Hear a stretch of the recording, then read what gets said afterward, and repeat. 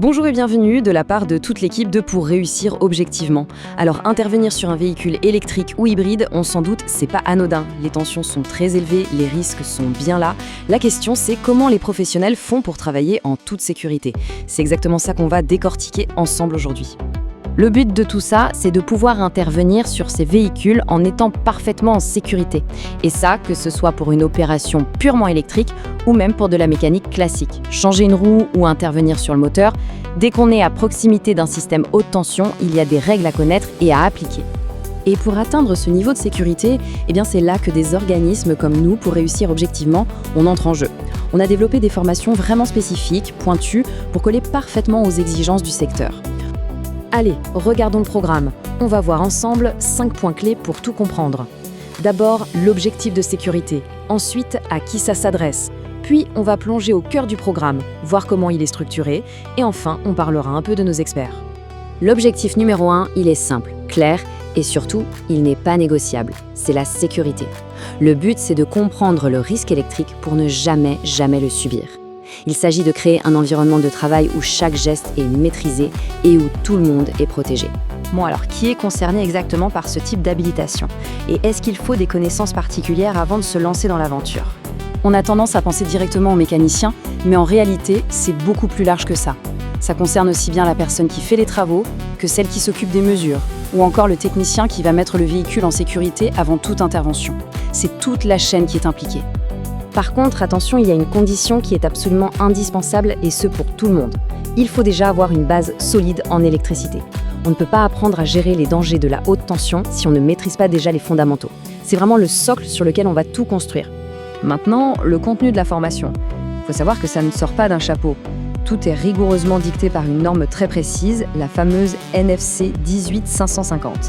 C'est la référence en matière de prévention des risques électriques sur les véhicules. Cette norme, c'est un peu la bible de la sécurité électrique automobile. Le fait que notre programme soit totalement conforme, ça garantit que l'habilitation qu'on délivre est reconnue partout et qu'elle atteste d'un très haut niveau de compétence. Côté théorie, on va droit au but. On va voir quels sont les effets réels du courant sur le corps humain, comment un contact, direct ou indirect, peut se produire, et comment on délimite des zones de travail pour être en sécurité. On apprend aussi à décrypter les symboles d'habilitation, pour savoir exactement qui a le droit de faire quoi. Mais la théorie, ça ne fait pas tout, loin de là. La pratique est cruciale. C'est là qu'on apprend les gestes qui sauvent. Comment on intervient sur une batterie sans prendre de risques, comment on consigne un véhicule, c'est-à-dire comment on le met hors tension de manière 100% sécurisée, et puis bien sûr, on voit aussi comment réagir en cas de pépin. Alors, concrètement, comment ça s'organise tout ça? Et surtout, comment est-ce qu'on s'assure à la fin que les compétences sont bien acquises? On a pensé à tout. Pour ceux qui partent de zéro, il y a la formation initiale sur 2 jours, soit 14 heures, pour bien poser toutes les bases. Et pour les pros qui sont déjà habilités, on a le recyclage, une session d'1 journée pour se mettre à jour et maintenir ses compétences au top. La méthode pédagogique, elle est simple et elle a fait ses preuves. D'abord, on acquiert la théorie indispensable. Juste après, on passe à la pratique avec des mises en situation concrètes sur de vrais véhicules. Et à la fin, un quiz, un QCM, permet de valider que tout est bien compris avant de délivrer la fameuse habilitation. Évidemment, la qualité d'une formation, ça dépend aussi énormément des formateurs. Alors qui sont ces experts qui transmettent ce savoir-faire si important? Cette super note de 4,8 sur 5, elle ne vient pas de nulle part. Elle reflète notre approche. Nos formateurs, ce sont avant tout des gens de terrain, des passionnés, qui connaissent la réalité du métier sur le bout des doigts et qui adorent partager leur expérience. C'est vraiment ça qui fait la différence. Au final, la question est assez simple. Dans un secteur qui explose, assurer sa sécurité et sa conformité, ce n'est plus une option, c'est une obligation.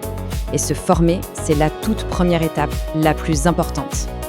Pour celles et ceux qui sont prêts à passer le cap et qui veulent s'inscrire, c'est très simple. Voici les coordonnées pour nous joindre, soit par téléphone, soit par email. Voilà, on a fait le tour. Un grand merci pour votre attention. Et n'oubliez jamais, dans le monde des véhicules électriques, la compétence numéro 1, ça restera toujours la sécurité.